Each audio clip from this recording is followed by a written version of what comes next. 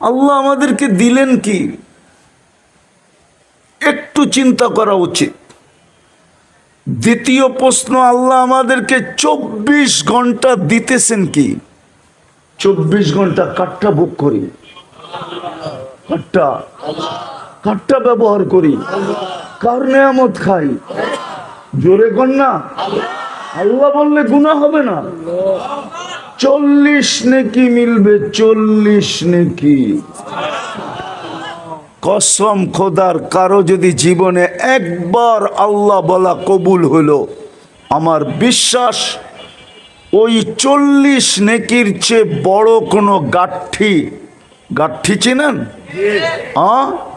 Guide চিনেন? গাঠি চিনেন? বোঝা চিনেন? এর চেয়ে বড় কোনো বোঝা মিজানের পাল্লায় কেউ রাখার ক্ষমতা রাখবে না। কেননা নামটা কার? কে রাখছে? আল্লাহ নিজে রাখছে নিজের নাম। এই জন্য আল্লাহর 40 নেকির গাঠি অনেক বড়, যেটা মিজানের পাল্লায় জাগাও হবে না আমার মনে হয়। আর এর চেয়ে ওজনওয়ালাও কিছু হবে না।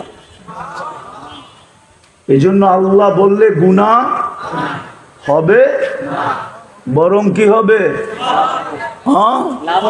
হায় হায় দোস্ত, এটাই জমিন তো এটাই বলে, ইয়াকুল রিজকা কাওয়া আশিক।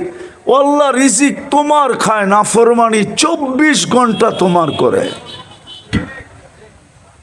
কি সবচেয়ে বড় নাফরমানি এই জমানায়? কি কি আরে বলেন না, টেলিভিশন কি, সিনেমা কি?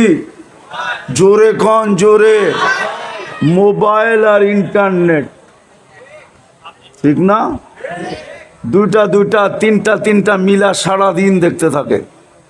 রাগ হয়ে যাবো তো, আবার গাড়ি গুড়ি আটকায় দিলে আবার 999 ফোন দিতে হইব, ঠিক না? সারাদিন দেখে। শুধু দেখলে তো বসতাম, দেখে ধরতে পারে না দেখা, ছুঁইতে পারে না দেখা, দেখে ধরতেও পারে না, ছুঁইতেও পারে না, ঠিক না? আরে ছোঁয়া বোঝো, ধরা বোঝো। ধরতেও পারে না, ছুঁইতেও পারে না, স্বাদ মিটাইব কি কইরা?